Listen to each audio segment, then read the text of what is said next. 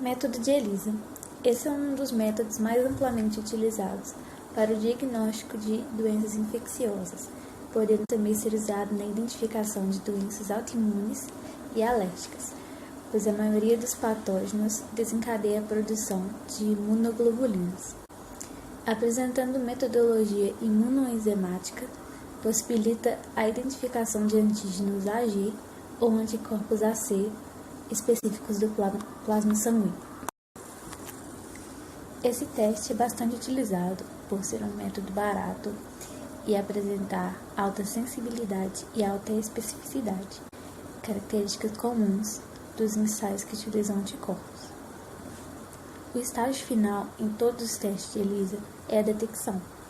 A não ser que um marcador fluorescente seja utilizado, essa etapa envolve a introdução do substrato da enzima marcadora. A enzima converte o substrato em um produto detectável.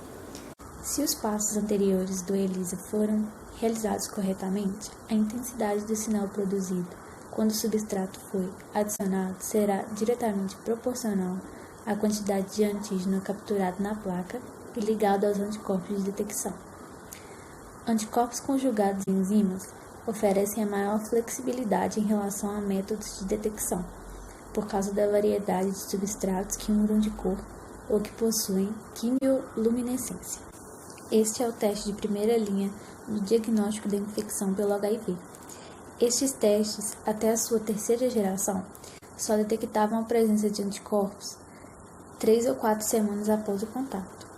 No entanto, os testes de quarta geração já detectam tanto anticorpos quanto um dos antígenos do HIV, a proteína PP24. Fato esse que diminuiu sensivelmente o período da janela imunológica, podendo chegar a apenas 2 semanas. Um resultado reagente num teste de HIV por ELISA é sempre confirmado por outros testes específicos, como é o caso do Western blot, que detecta proteínas desse vírus, e do PCR, que detecta os seus ácidos nucleicos virais. O método ELISA ele possui 4 tipos de métodos diferentes: um método direto, um método indireto, um método por competição e um método chamado sanduíche. O método direto ele é o antígeno é distinguido a partir de cor.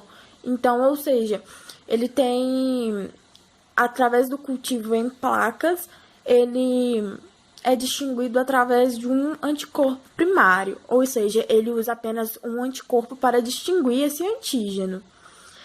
Já o método indireto, ele utiliza 2 anticorpos para distinguir o antígeno. Um anticorpo primário se liga ao antígeno diretamente, enquanto o anticorpo secundário se liga indiretamente, distinguindo o corpo estranho, que é o antígeno. No ELISA, chamado sanduíche, o antígeno fica entre 2 anticorpos, por isso que tem esse nome chamado sanduíche. Os anticorpos de captura se ligam ao fundo da placa para que o antígeno não tenha onde se ligar.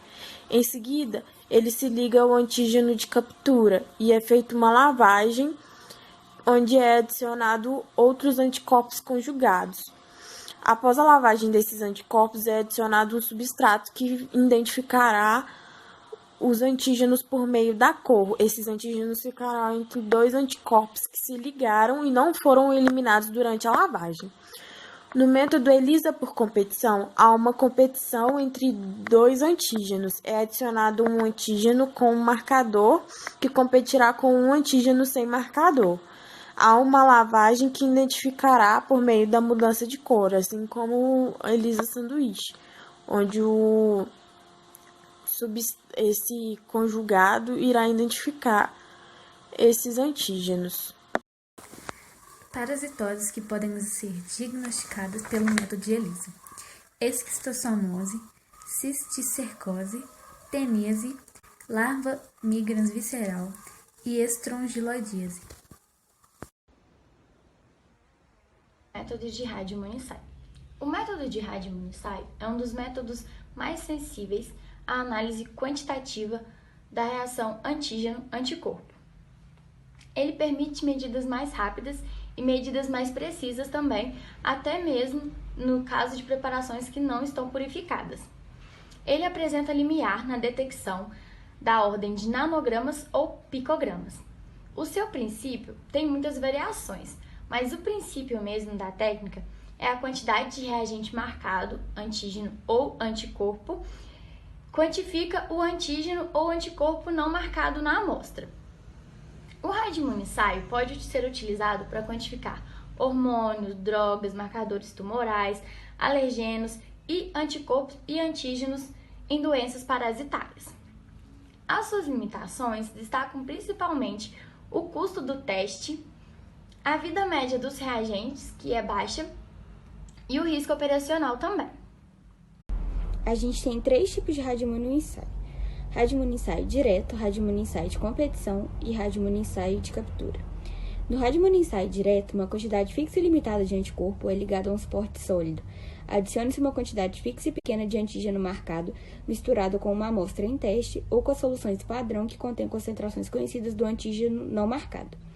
Após o período de incubação, remove-se o antígeno não ligado e faz-se a medida da radioatividade na fase sólida. A partir da resposta obtida, a concentração do antígeno em teste é estimada por interpolação na curva. No radioimunessaio de captura, uma quantidade fixa de anticorpo é imobilizada em um suporte. A solução teste com quantidades conhecidas de antígeno ou as soluções padrão com concentrações conhecidas do antígeno são adicionadas. Após a incubação, remove-se os antígenos não ligados e adicionam-se anticorpos marcados específicos para o antígeno, com sítio de ligação diferente do sítio do anticorpo de fase sólida. O anticorpo marcado não ligado é removido por lavagem e faz-se a medida da radioatividade da fase sólida. A partir da resposta obtida, a concentração do antígeno em teste é estimada por interpolação na curva. No radioimunessaio por competição, uma quantidade fixa do antígeno é imobilizada em um suporte sólido. Adicione-se uma quantidade fixa de anticorpo marcado específico, misturado com a amostra em teste ou uma série de soluções padrão com concentrações variadas do antígeno solúvel. Após o período de incubação, o anticorpo marcado que não se ligou à fase sólida e o antígeno solúvel é removido por lavagem e se faz a medida da radioatividade da fase sólida. A partir da resposta obtida, a concentração do antígeno em teste é estimada por interpolação na curva.